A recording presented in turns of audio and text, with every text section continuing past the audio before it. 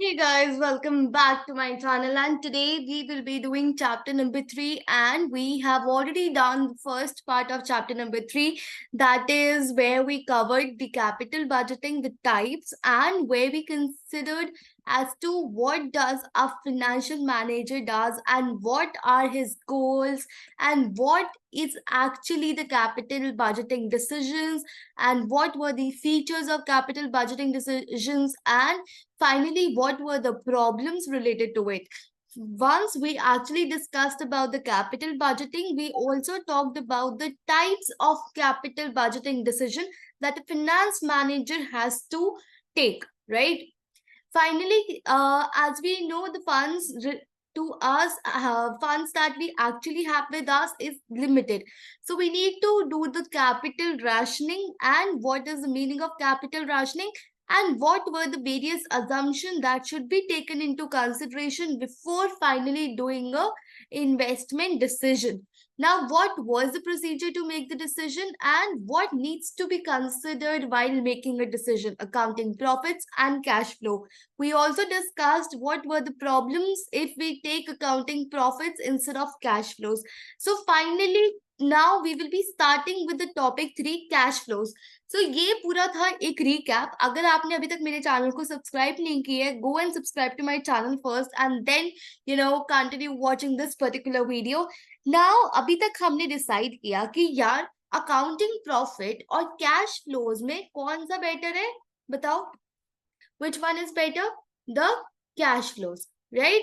So we know that the cash flows are better way to consider, better thing to consider while making your capital budgeting decisions, right? Now, ma'am, what kinds of cash flow needs to be involved? Let me tell you, unit 2 में 2 chapters है. सबसे पहले हमारा जो introduction chapter है, जो अभी हम पढ़ रहे हैं, what is capital budgeting and how do we make a capital budgeting decision. So हमने कहा हम कैश फ्लो के ऊपर लेते हैं. बट अगर तुम्हें यही नहीं समझ में आया कि ये कैश फ्लो आखिर कैलकुलेट कैसे होंगे, देन तुम्हें नेक्स्ट चैप्टर बिल्कुल भी नहीं समझ में आने वाला. बिकॉज ये पूरी टेक्निक्स है, ठीक है, जो बेस्ड है आपके कैश फ्लो पे. बिकॉज हमने देखा कि कैपिटल बजटिंग के डिसीजन के लिए अकाउंटिंग प्रॉफिट और कैश फ्लो में से हम कैश फ्लो चूज कर रहे हैं. तो सारी टेक्निक्स जो है वो कैश फ्लो पे बेस्ड है, राइट? तो इस पर्टिकुलर चैप्टर के क्वेश्चंस थोड़े कम आते हैं, but it is extremely important to understand this topic in order to understand chapter number 4, जहां पे हम टेक्निक्स डिस्कस करेंगे. तो सारा का सारा कैलकुलेशन किस पे होगा? कैश फ्लो पे, कि कौन सा कैश फ्लो हम इंक्लूड करेंगे और कौन सा कैश फ्लो हम एक्सक्लूड करेंगे. सो दो तरीके के कैश फ्लो होते हैं. एक होते हैं रेलेवेंट कैश फ्लोज और एक होते हैं irrelevant cash flow. Relevant cash flows are those cash flow जो हम कंसिडर करते हैं while making any decision. For example, if I talk about, let's say मेरे को एक बिल्डिंग बनानी है, ठीक है. अब उस बिल्डिंग के लिए मुझे लैंड खरीदनी पड़ेगी, राइट? तो ये क्या हो गया आपका relevant cost, right? Relevant cash flow, because आपको लैंड भी खरीदनी पड़ेगी और आपको बिल्डिंग भी खरीदनी पड़ेगी.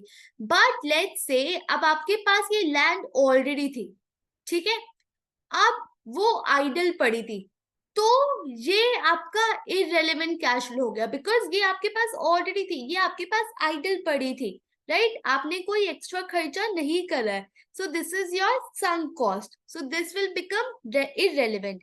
I know इतनी जल्दी relevant और irrelevant का difference बिल्कुल नहीं समझ में आएगा.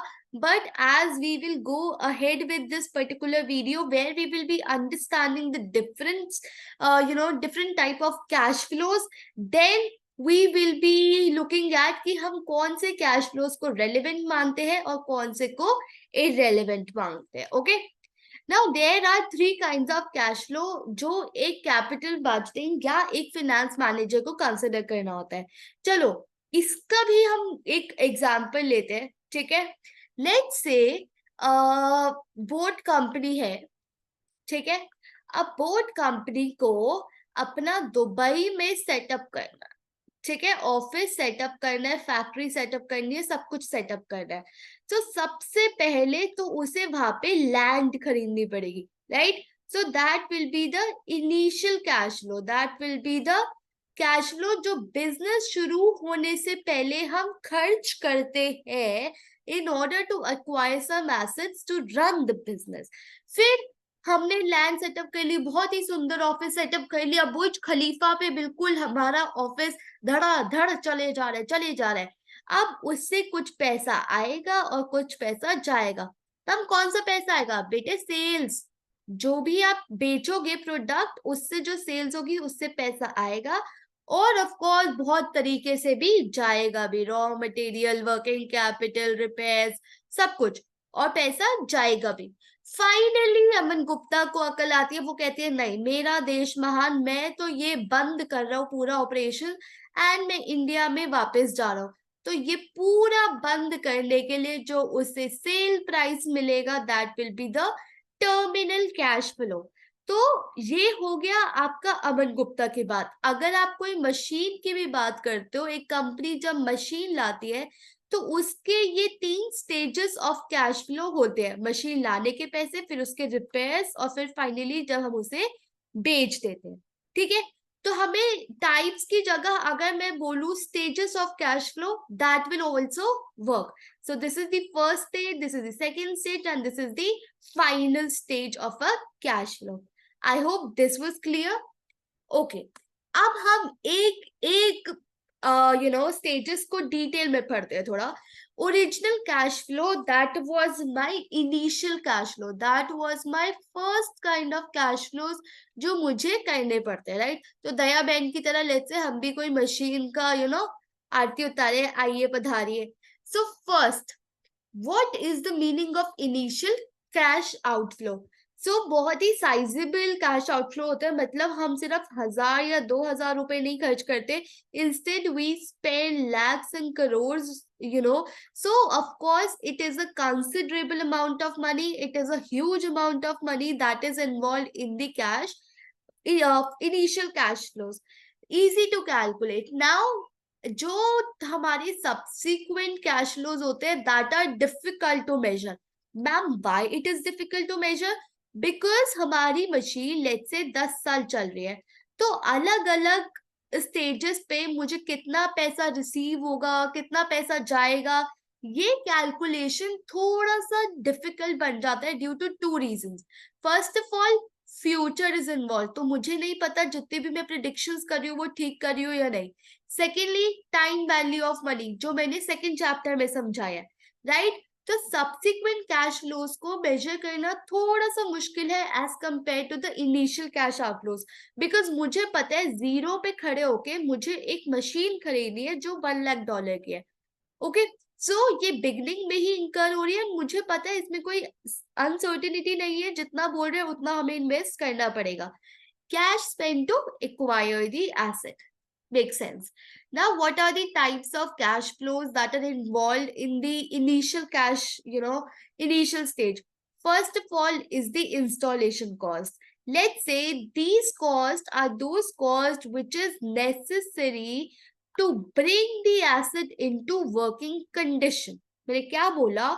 Let's say आप मशीन ले आए, ठीक है? अब आप मशीन ला के उसकी पूजा तो करोगे नहीं ऐसे, ऑफ कोर्स उसे एक वर्किंग कंडीशन में लाना पड़ेगा। एंड वो कैसे लाओगे? आप अपनी वेयर हाउस से फैक्ट्री में लाओगे। सो ये लाने की जो ट्रांसपोर्टेशन कॉस्ट है, या असेंबली कॉस्ट है, या इसको एक फेंसिंग चाहिए तो ये फेंसिंग कॉस्ट है। So there may be different kind of cost that will be involve in order to bring the asset into working condition. Okay, so cost हो गई प्लांट की, ट्रांसपोर्टेशन कॉस्ट हो गई, एंड वर्किंग कंडीशन में लाने के लिए। तो दिस मेक सेंस कि ये हमारा रेलेवेंट कैश फ्लोज है। Now some cost, some cost क्या होता है? This is an irrelevant cash flow. Why? I tell you. देखो, तुम्हारे पास एक फेंसिंग पड़ी थी, ठीक है, मतलब एक लैंड पे फेंसिंग हुई हुई है, एंड तुम एक मशीन लाए जिसमें हमें फेंसिंग लगानी पड़ेगी। तो फेंसिंग की कॉस्ट थोड़ी ना इंक्लूड करोगे, ये तो आइडल पड़ी थी, ये तो ऑलरेडी डन थी। इसमें चाहे तुम मशीन लाओ या ना लाओ, ये तो ऑलरेडी हो चुकी है, ये तो ऑलरेडी इंकर्ड है, राइट। तुमने मशीन की वजह से थोड़ी ना करी है, ये तो ऑलरेडी हो रखी थी, तो दिस इज इररेलेवेंट। मतलब अगर तुम अपना थोड़ा सा कॉमन सेंस भी लगाओ, तो जो चीजें आइडल पड़ी है और वो बेटर यूटिलाइज हो रही है, तो उसकी कॉस्ट ऑब्वियसली इंक्लूड नहीं की जाएगी। So it is a irrelevant cost, चाहे मशीन आए या ना आए, वो ऑलरेडी इंकर्ड है। So this is a cost which has already been incurred by the organization and hence it becomes irrelevant. तो मुझे मैम एक बात पता चल गया, अगर क्वेश्चन में मुझे संक कॉस्ट दी हो तो मुझे वो कंसिडर नहीं करनी in order to calculate the cash flows. ठीक है, I hope you got this point. और मैम अगर ट्रांसपोर्टेशन कॉस्ट और कॉस्ट ऑफ अ प्लांट दियो तो बेटे ऑफ कोर्स करनी है, बिकॉज वो आपके रेलिवेंट कॉस्ट में आती है।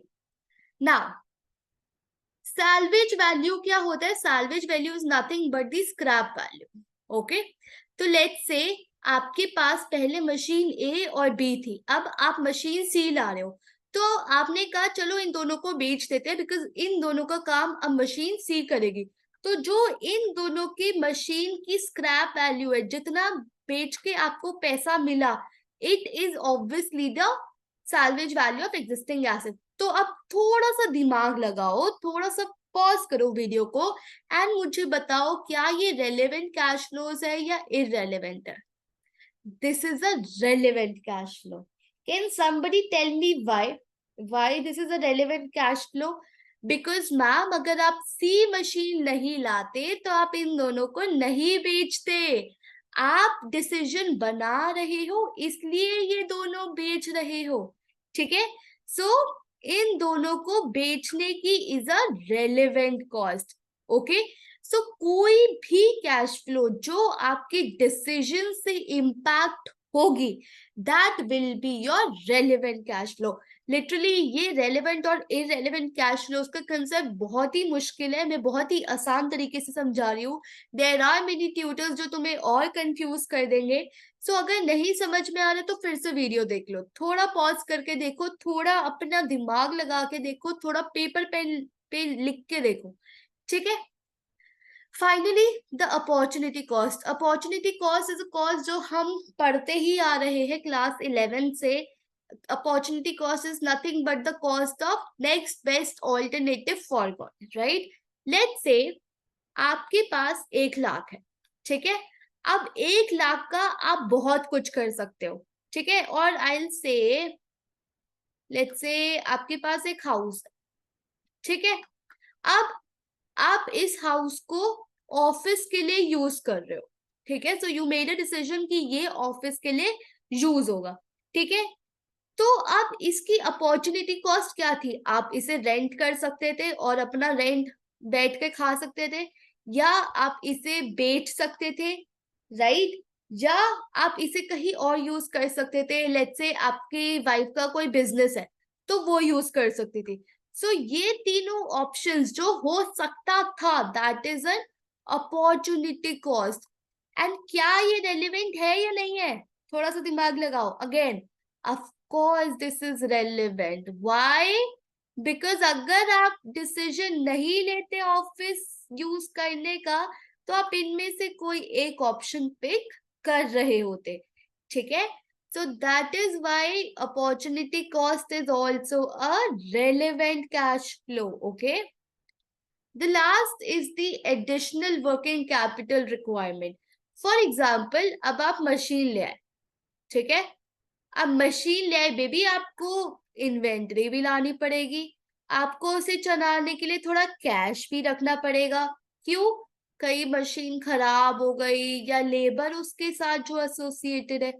सो ये सब चीजें आपको एडिशनल करनी पड़ रही है क्योंकि आपकी ये मशीन फैक्ट्री में आई है। तो ये रेलिवेंट है या इरेलीवेंट? ऑफ कोर्स मैम, पागल हो गए हो क्या, रेलिवेंट ही तो होगी। अगर ये मशीन नहीं आती तो ये खर्चे भी नहीं आते, है ना। तो ऑब्वियसली ये मेरा डिसीजन मशीन लेने का मेरे कैश फ्लोज को इम्पैक्ट कर रहा है, तो ये रेलिवेंट हो गया. Very good. So take a pause, ask yourself a very very very honest question, क्या मुझे ये समझ में आया या नहीं आया. ठीक है. तो अगर मैं रिकैप करूं कि इनिशियल कैश आउटफ्लोज में क्या क्या आ रहा है, तो मैम एक तो कॉस्ट ऑफ मशीन आ रही है, या इंस्टॉलेशन कॉस्ट आ रही है जो आपने बोला था रेलेवेंट कॉस्ट है. सम कॉस्ट नहीं आ रही, राइट, क्योंकि आपने बोला था वो इरेलीवेंट है. ये वाली कॉस्ट भी आ रही है, अपॉर्चुनिटी कॉस्ट भी आ रही है, एंड एडिशनल वर्किंग कैपिटल भी आ रहा है. ओके. सो आई होप अगर अब आपको क्वेश्चन में बोले कि एनुअल कैश फ्लोज दो और इसमें से हमें सारे दे दिए, तो आप ये वाला इंक्लूड नहीं करोगे. ठीक है. ना, नेक्स्ट कम स्टेज नंबर 2. अब क्या हुआ, मशीन हमारी फैक्ट्री में आ गई, आके उसने अच्छे से हमारा स्पेस ले लिया. ठीक है. अब उसकी आरती उतारने तो लाए नहीं थे, उसकी पूजा करने तो लाए नहीं थे. हम क्यों लाए थे, जिससे वो आउटपुट जनरेट करे और हम उसे मार्केट में बेचे और पैसा कमाए और अपना पैसा मनी मनी मनी गाना गाए. ठीक है. और फर्जी मूवी की तरह अमीर बन जाए. ऑफ कोर्स इसलिए नहीं लाए थे. हाँ, तो बेसिक एम था हमारा कि उससे पैसे आएंगे. क्या सिर्फ पैसे आते रहेंगे? नो बेटे, पैसे जाएंगे भी. मैम पैसे क्यों जाएंगे? बेटे उसकी रिपेयर्स करवाओगे कभी कभी या नहीं करवाओगे? चलाते ही रहोगे. गाड़ी है तुम्हारे पास, उसमें पेट्रोल लगता है, उसमें रिपेयर्स लगती है ना? तो वैसे ही जैसे ही इनफ्लोज आएंगे उसके साथ आउटफ्लोज भी आएंगे.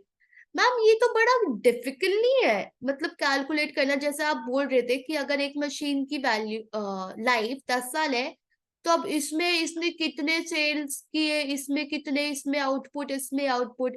हाँ, तो ये सब कंसेप्ट क्या आ जाता है आपका, time value of money, right.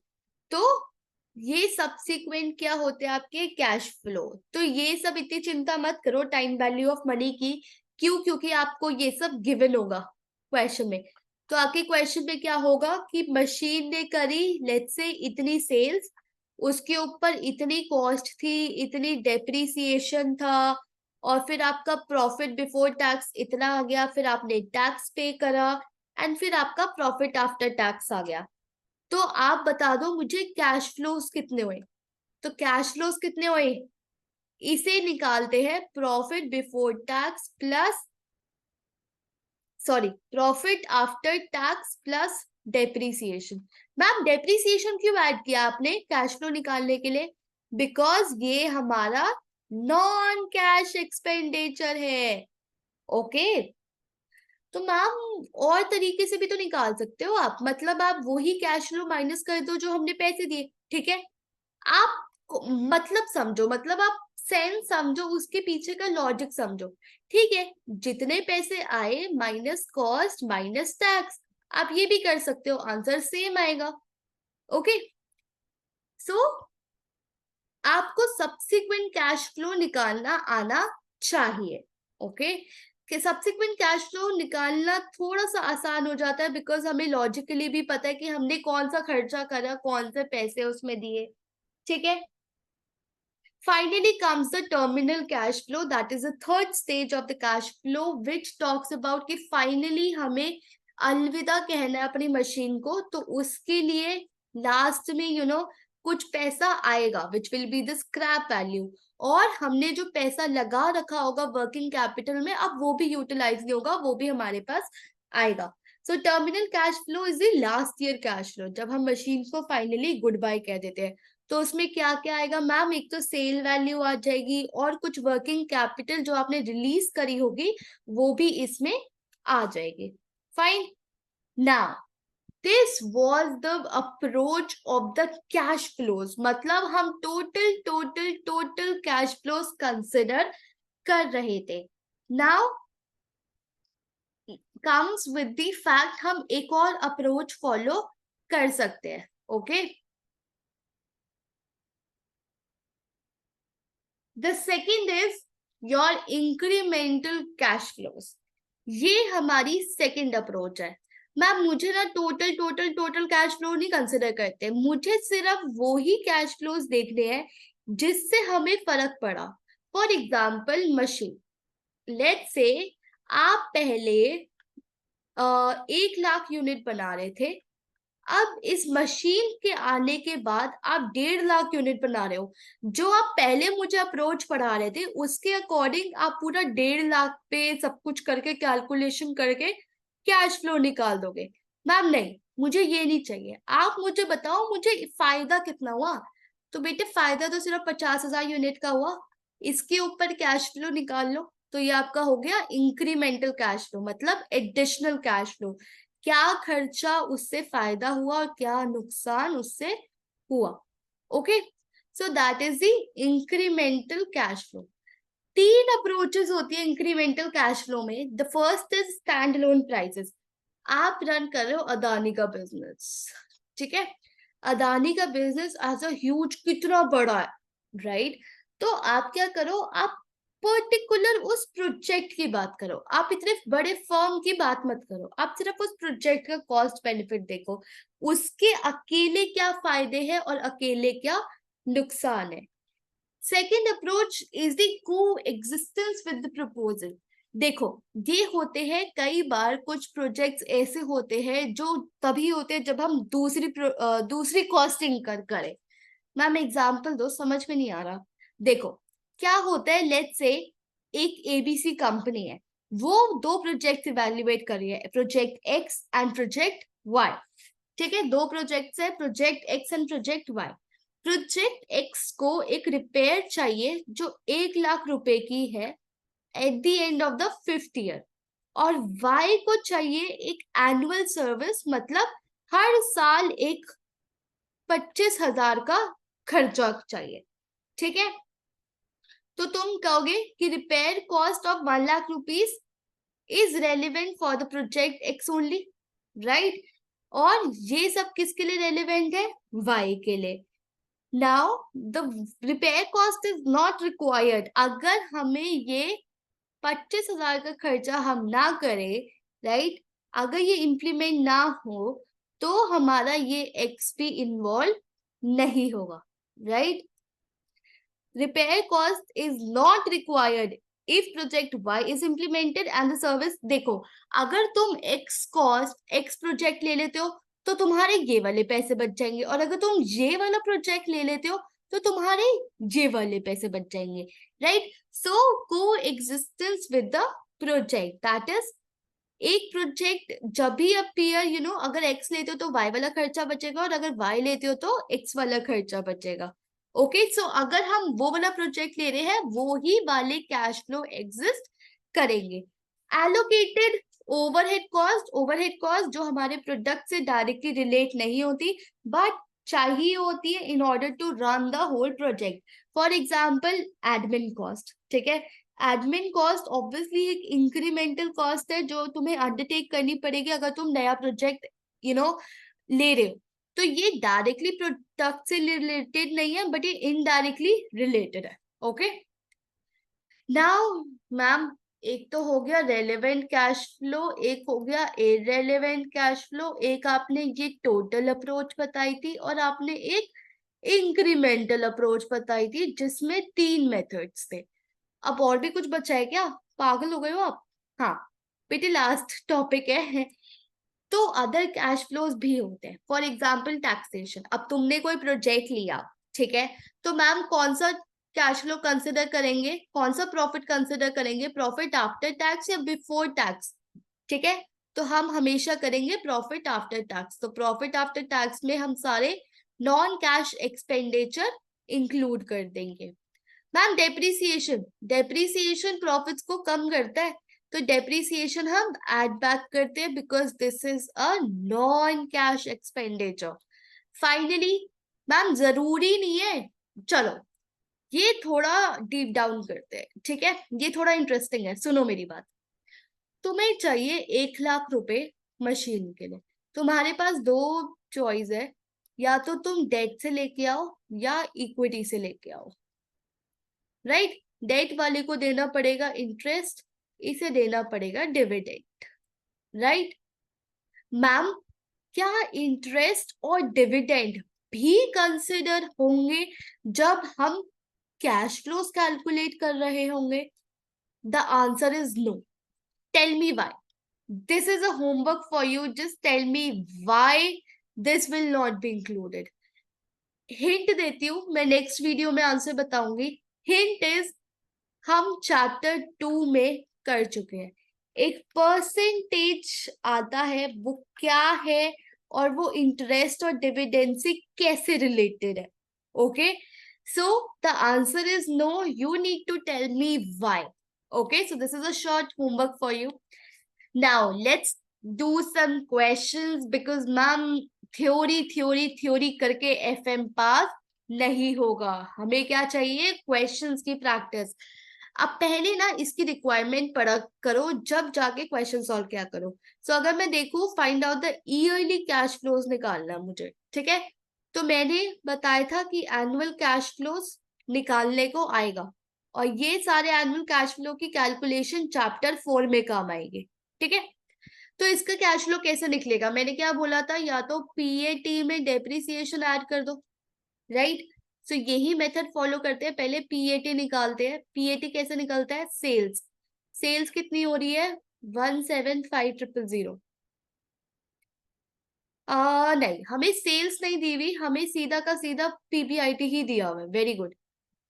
PBIT हमें दिया हुआ है 175,000. ठीक है, इसमें से हम डेप्रिसिएशन, बिकॉज हमें बोले बिफोर डेप्रिसिएशन है, तो डेप्रिसिएशन माइनस करते हैं. डेप्रिसिएशन क्या आएगा? Cost of a plant that is 5 lakh rupees divided by useful life that is 1 lakh. तो 1 लाख. तो हमारा profit before interest and tax but after depreciation कितना आया? 75,000. इसमें से हम टैक्स माइनस करते हैं, that is your 30%, which will come out to be 52,500. तो मेरा पीएटी कितना आ गया? PAT has come to 52,500. Cash flow निकालने के लिए मुझे डेप्रिसिएशन ऐड करना है, विच इज 1 लाख, एंड मेरा एनुअल कैश फ्लो का आंसर आ गया 152,550. ना, सॉरी, 55 नहीं, 152,500. ओके, इसमें भी कह रहा है calculate the annual cash flow. कैसे निकलेगा मैम? मुझे तो पीबीआईटी से लेना देना है. तो 125 पीबीआईटी हो गया, उसमें से इंटरेस्ट एंड टैक्स माइनस करूंगी, that is profit after tax, which will become my 70,000. Right ma'am? ये तो बड़ा इजी सा नहीं है बेटे. बताओ, आंसर बताओ, जल्दी कैलकुलेट करो और आंसर बताओ. Come on guys, come on. Quickly solve it on your and and let me know क्या होगा इसका answer.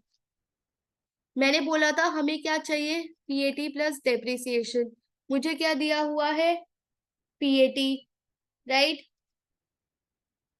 But there is a twist in this question. Just let me know क्या twist है.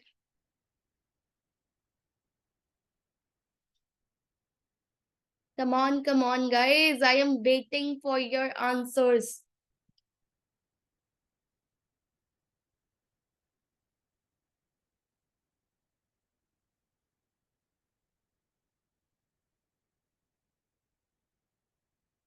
ठीक है, now let me tell you the answer. इसमें क्या है? मुझे पीबीआईटी दैट इज 125,000 पे टैक्स कैलकुलेट करना.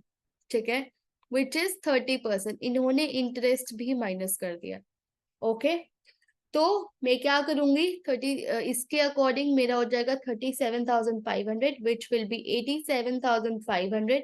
इसमें मैं डेप्रिसिएशन ऐड कर दूंगी, that will B 50,000 and 137,500.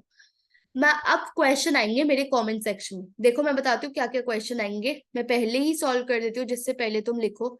Ma'am आपने ये वाला प्रॉफिट आफ्टर टैक्स क्यों नहीं कंसिडर किया? First question. मैम आपने इंटरेस्ट क्यों नहीं कंसिडर किया? Second question. मैम आपने पीबीआईटी ये वाला क्यों कंसिडर किया? ये क्यों नहीं कंसिडर किया? Third question. क्वेश्चन का आंसर देती रहती हूँ. अगर तुम वीडियो एंड तक देख रहे हो तो तुम्हें आंसर भी मिल जाएगा मेरे वो होमवर्क वाले क्वेश्चन का. जब भी हम कैलकुलेशन करते हैं हम इंटरेस्ट को इंक्लूड नहीं करते. व्हाई? बिकॉज हम उसे time value of money, that is जो हम एनुअल कैश फ्लो को डिस्काउंटिंग एंड कंपाउंडिंग करेंगे, उसके लिए जो हमने परसेंटेज रेट निकाला है वो ऑलरेडी इंक्लूड करता है हमारा cost of debt and equity. तो हम उसे वापस इंक्लूड नहीं करेंगे because otherwise it will lead to double counting. Okay, तो हम इंटरेस्ट इसलिए नहीं कंसिडर किया. Answer to the first question. Second question, PAT ये वाला कंसिडर करते तो गलत हो जाता बिकॉज इसमें इंटरेस्ट एलिमेंट भी आ रहा है. तो हमने सिंपली पीबीआईटी उठाया 125,000, उसमें से टैक्स माइनस किया, उसके बाद आया प्रॉफिट आफ्टर टैक्स एंड अपना नॉन कैश फ्लो उसमें ऐड बैक कर दिया एंड फाइनली मुझे आंसर एनुअल कैश फ्लो का मिल जाएगा which is this. Okay, now this is homework guys. कुछ खुद भी करो, सब कुछ मैं कर दूंगी तो फिर तो यू नो बहुत ही मुश्किल हो जाएगा. So this is your homework. Let me know the answer in the comment section or I'll tell you the answer. The answer to this is your, wait, I'll just tell you, 176671. Let me know if you are getting the same answer as per your understanding of the concept or not. Nahi aata hai to I'll get back to you. So this will be a bonus homework question. Finally, the first chapter of unit 2 is over and we will be starting with the last chapter of unit 2. After that, we will be over by unit 2 as well. In case you feel ma'am thode और questions practice करवा दो, do let me know in the comment section so that I can also solve multiple questions of this particular chapter. But I would suggest chapter 3 के questions पे इतना emphasize मत करो. Chapter 4 में I have around 45 questions. So उसमें से हम बहुत सारे practice करने वाले हैं. And chapter 4 is very, very, very interesting chapter and slightly tough chapter. So make sure जब तुम chapter 4 की video start करो, you are very attentive. So thank you so much guys. Keep watching, keep studying, and don't forget to subscribe to my channel and see you in the next video. All the best for your paper. Bye bye.